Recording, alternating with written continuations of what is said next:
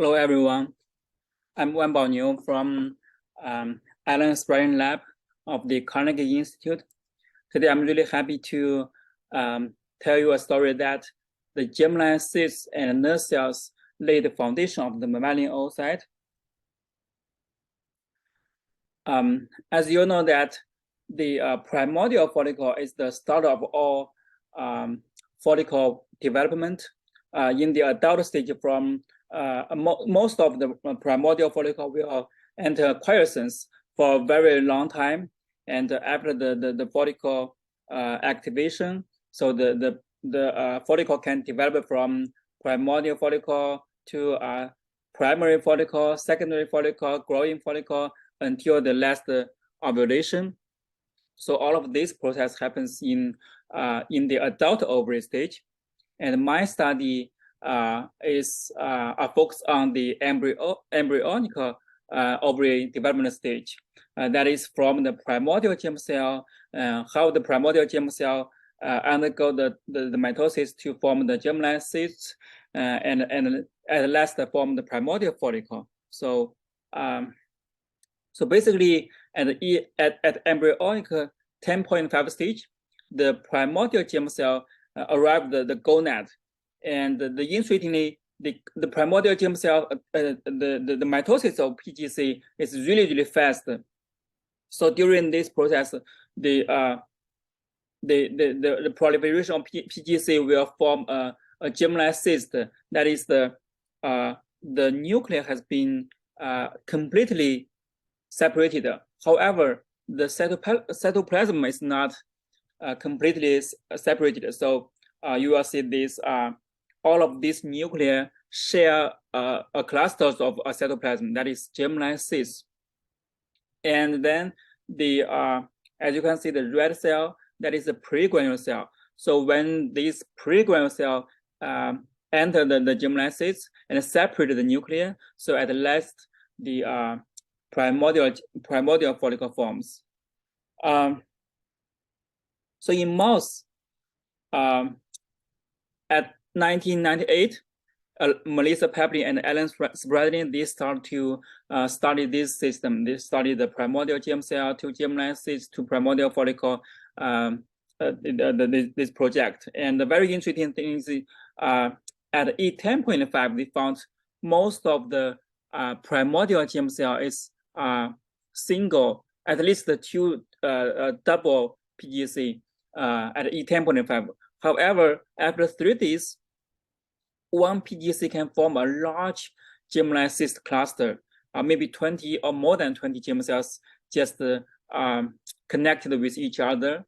So it's really beautiful structure. And my previous work also showed the all these fetal germ cells can connect with each other.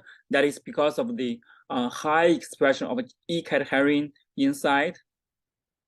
And so we also have so recently we also have a review paper want to say that this germline cyst development or this structure is really conserved during evolution from the invertebrate to vertebrate. It is so interesting. It looks like the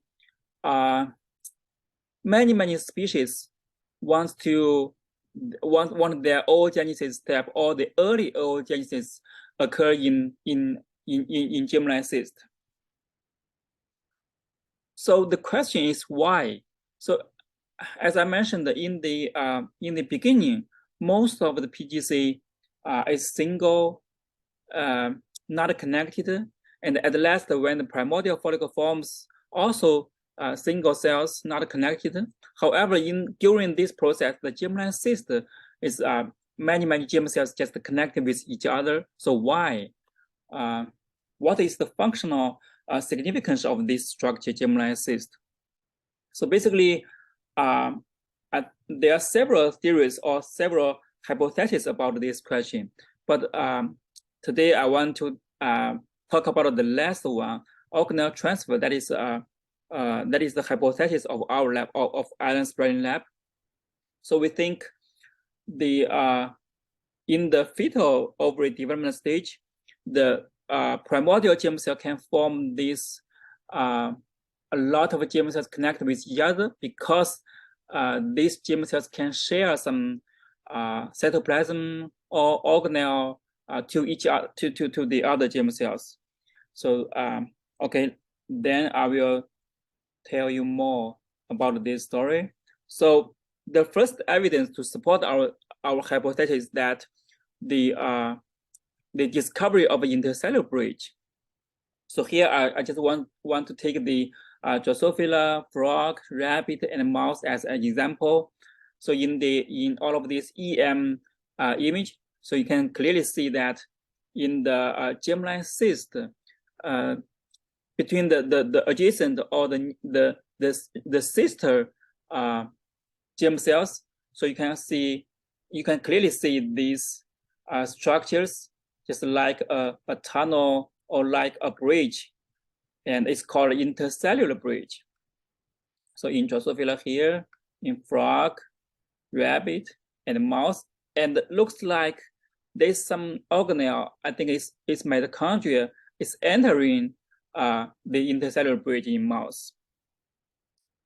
And this is the whole model staining of the intercellular bridge in Drosophila and mouse. So it's like a ring, or it's like a tunnel. So in Drosophila, it's also called a ring canal. And so this structured ring canal suggests to us that maybe this thing can mediate or control the movement of something, right?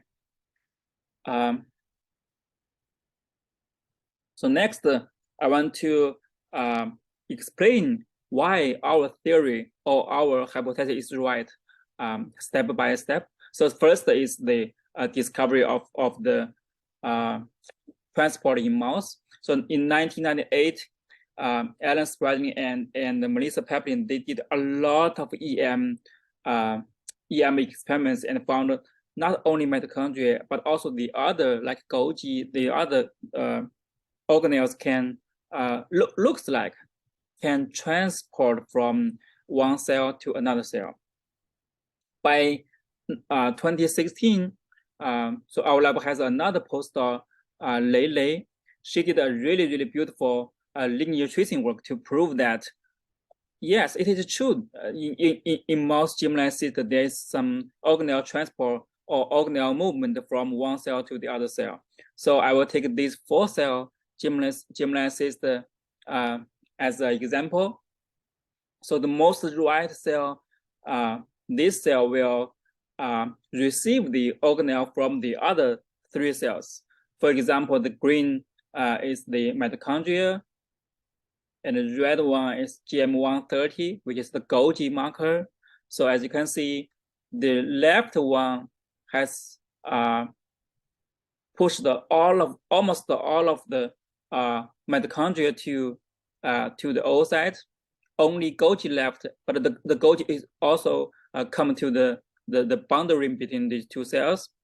And for this very small cell, it has contributed all of the organelles to oocytes. So it becomes very small here, just like here. So we just call the germ cell which can receive organelle and accumulate organelle oocytes, and the oocyte will survive at last.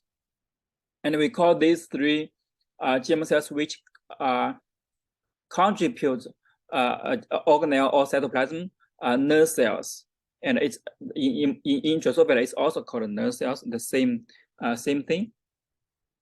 So in our recent work, we did a lot of the quantification. So basically, we just label one primordial germ cell at E10.5, and at the germline cyst development, we just count the number of germlines, the number of germ cells in each cyst, and we also examine if the large germline cyst can separate into several small germline cysts. So based on our quantification, I will show you something something really interesting. So so we can tell that the if you only label one primordial germ cell, so this one primordial germ cell will form a 30 germ cell germline cyst at E14.5. So on average, it's 30 cell cyst.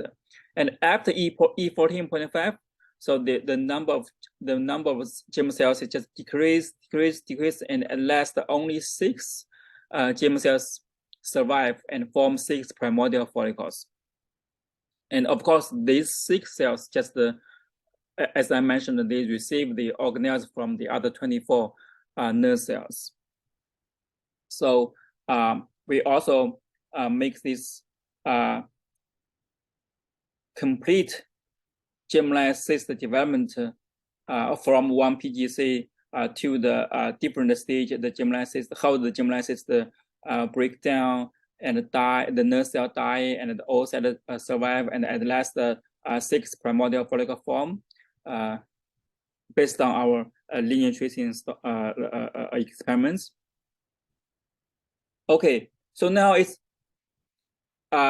is very clear that the germline cyst, the mouse germline cyst comprise two types of cells, right? One is nerve cells and one is oocytes.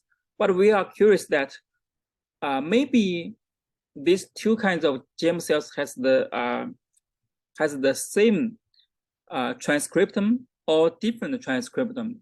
So that's why we did the single cell analysis. Of course, this is the in 2020 we did the single cell germline cyst sequencing from the very early stage, E11.5. And then E12.5, E14, E16, E18, P1, at last the P5, several cyst development stage.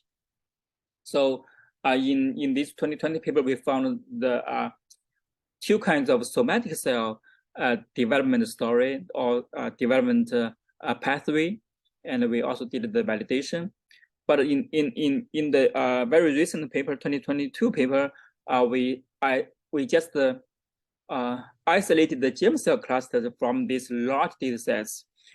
And the very interesting thing is all fetal germ cells can be separated into 2 large clusters or 2 large populations. One is, of course, one is nerve cells, and the other one is oocytes. So we did the t-SNE analysis, and the sequencing analysis showed us that the compared to the nerve cells, so the oocytes, the oocytes in the germline cyst express a lot of oocyte-specific genes, like the transcription factor NOBOX and the transcription factor LHX8, and another protein complex called SCMC complex, and each component of this complex, like NLRP5 failure, is only expressed in the oocytes in germline cyst, but not in nerve cells. And of course, compared to oocytes, the mouse nerve cells also express a lot of the nerve cell specific genes. I think if you are interested, you can check my paper to find more marker genes of these clusters. So overall, I think it is because of the differential gene expression between oocytes and nerve cells. So this gene expression difference drive the precise movement of these organelles from nerve cells to oocytes. So that is really interesting. And I think if you check my paper, you will find a lot of interesting genes like TEX14, like FST, and the other like P27 genes. So here, I want to tell another interesting question is, so when nerve cells contribute their organelles like mitochondria, Golgi, centrosomes to oocytes, so do you think that all of these organelles just in a random style localization, or maybe all of these organelles can come to one spot in oocytes. So the answer is it's not random. It's not random, okay? So all of these organelles, Golgi, coming from mouse nerve cells and come to mouse oocytes, and then all of these Golgis can form very beautiful, like here, can form this bobbing body. It's like a ring or like a round a Golgi bobbing body, and inside this Golgi ring, you will find a lot of the centrosomes. Of course, all these centrosomes coming from mouse nerve cells, and I will talk about this later.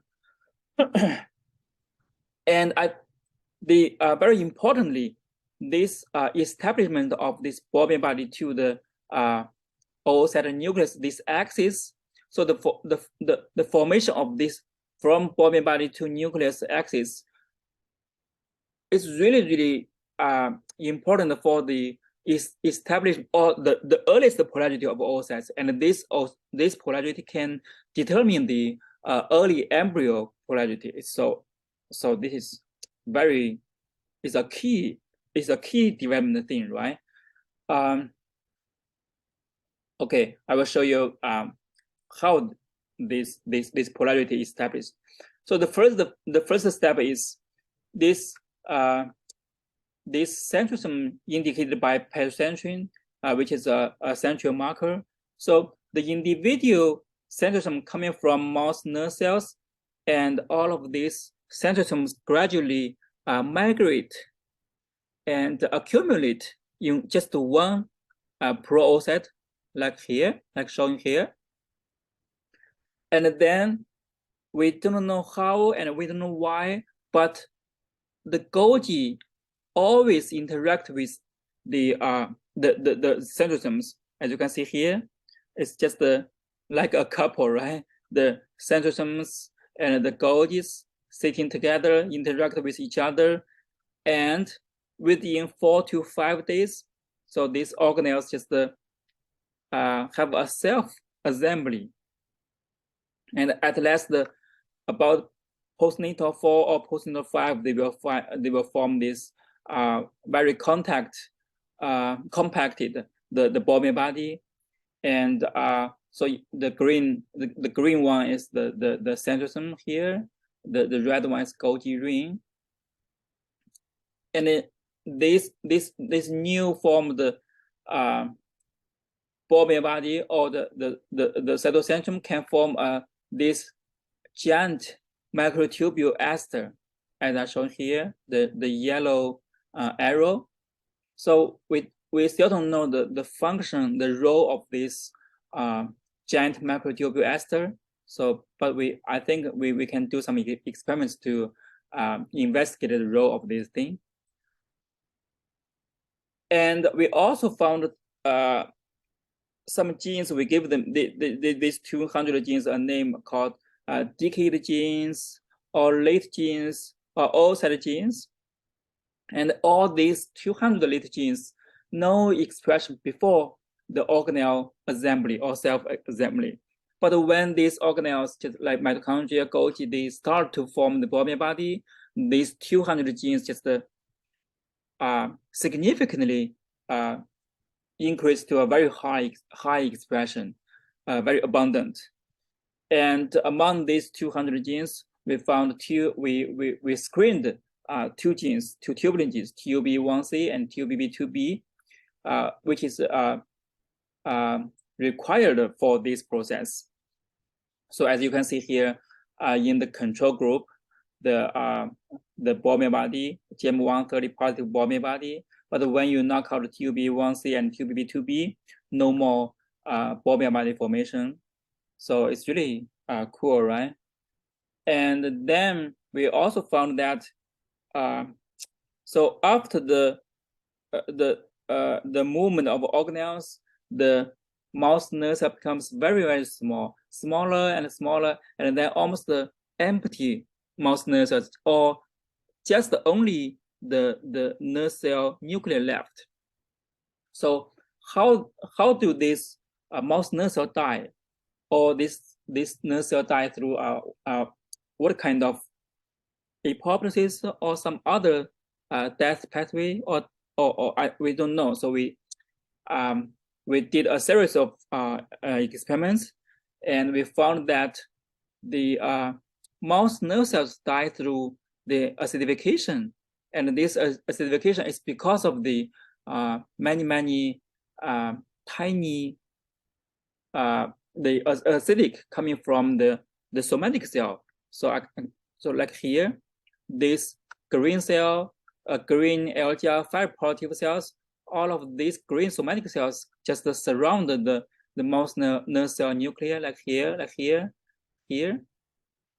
So and this process is really similar with Drosophila. So maybe it's conserved, and also the gene profile which is involved in this process is also similar, or exactly the same with Drosophila, like the vacuolar ATPase genes, the cathepsin genes, and we also did some things. We added the BAFA1 in vitro in the ovary in vitro system. So BAFA1 is an inhibitor of the vacuolar ATPase. So when we inhibit this pathway in vitro, and no more production of this acidic. And so in the control group, you cannot see a lot of the nerve cell nuclei. However, when you inhibit the vacuolar ATPase, you will see a lot of the naked, almost naked nuclei in the ovary. So that's really interesting. And we also did several use some markers like tunnel, like cleaved caspase3, like lamin B1 of the apoptosis, and we found compared to the acidification, only very few germ cells die through the apoptosis. So about 90% of germ cells die through the acidification by the somatic cells. So to summarize our talk, the primordial germ cell divides and form a germline cyst that is interconnected by the intercellular bridges. And mouse oocytes differentiate through the organelle enrichment from nerve cells. And mouse nerve cells are periodically activated, and a comprehensive model of the nerve cell development is presented. And we also found the genetic changes between these two kind of cell types, nerve cells and oocytes.